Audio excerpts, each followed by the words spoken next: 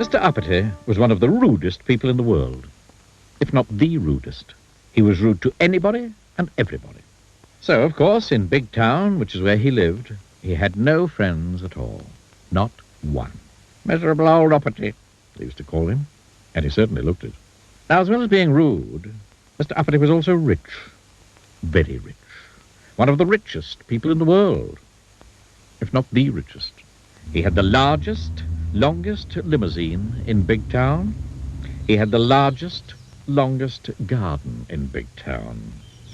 He had, on the top of a hill in the middle of Big Town, the most enormous house. The biggest house in Big Town. And there he lived, all alone. Miserable old Uppity.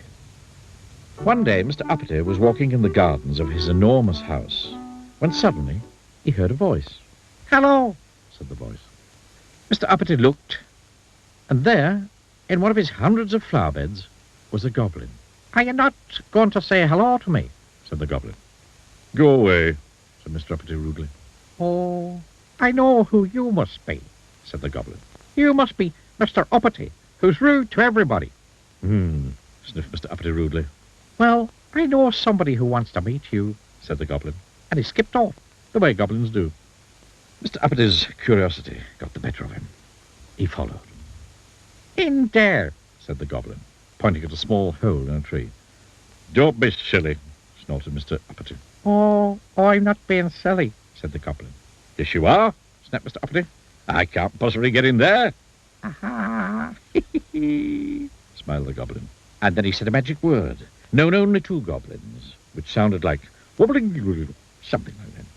Suddenly, Mr. Uppity started shrinking.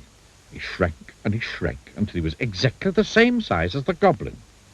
"Turn me back to my proper size at once," spluttered Mr. Uppity in a rage. "I shan't," grinned the goblin. And so saying, the goblin climbed through the hole into the tree. Poor Mr. Uppity didn't know what to do, so he followed him. Inside the tree, there was a staircase going down and down. It led directly to the kingdom of the goblins. "I demand to be taken immediately to whoever is in charge," said Mr. Uppity angrily. "Oh, you shall. So you shall," grinned the goblin. And he led Mr. Uppity through the streets of the kingdom of the goblins until they came to a palace. The goblin and Mr. Uppity passed through the gates and into a courtyard and through some more gates and along a long corridor and through some large gold doors and into a huge room. And there, sitting on a gold throne, was the king of the goblins. "Your Majesty," announced the goblin, bowing low, "may I present Mr. Uppity?" "Ah," said the king. "So you're the fellow who goes about being rude to everybody, doesn't have any friends." "Rubbish," said Mr. Uppity rudely. "I can see that what I've heard is true," said the king, looking at the indignant Mr. Uppity. "You're much too puffed up with your own importance. Therefore," he continued, "I'm going to allow you to be turned back to your proper size. But when you get back to Big Town, if you're rude to anybody at all, you will immediately shrink to the size you are now. Do you understand?"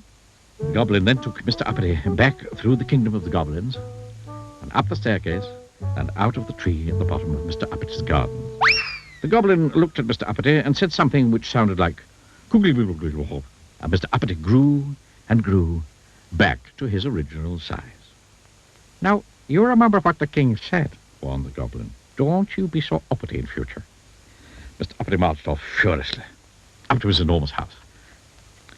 The following day, Mr. Uppity was out walking through the streets of Big Town. Suddenly, he came across a little boy playing with a ball. "Get out of my way," snapped Mr. Uppity rudely. But as soon as he'd said it, you know what happened, don't you? Yes, Mr. Uppity shrank and shrank until he was no bigger than the ball the boy was playing with.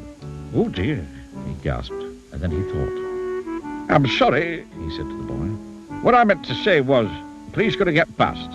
Immediately, Mr. Uppity grew to his original size, and the boy moved, and Mr. Uppity went on his way.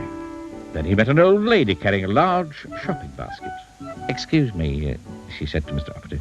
Could you tell me the time, please? No, said Mr. Uppity rudely. But as soon as he'd said it, you know what happened, don't you? Oh, dear, he gasped, and then he thought. I'm sorry, he said to the old lady.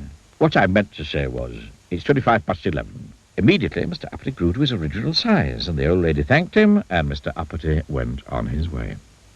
Then he went and bought a newspaper from a man standing on the corner of the main street in Big Town. He was just about to walk away when suddenly he stopped and thought, turned back to the man and said, "Thank you." Thank you was a word Mr. Uppity had never used before. The man smiled. A smile was something Mr. Uppity wasn't used to getting. Thank you was a word Mr. Uppity not only had never used before, but it was a word he'd never had said to him before.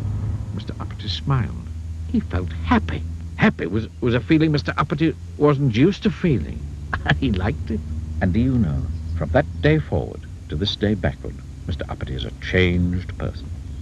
He's still the richest person in Big Town, perhaps the richest person in the world. But now he has lots of friends, and he smiles a lot, and he never gets that shrinking feeling. And do you know which two words Mr. Uppity uses most of all these days? Please and thank you.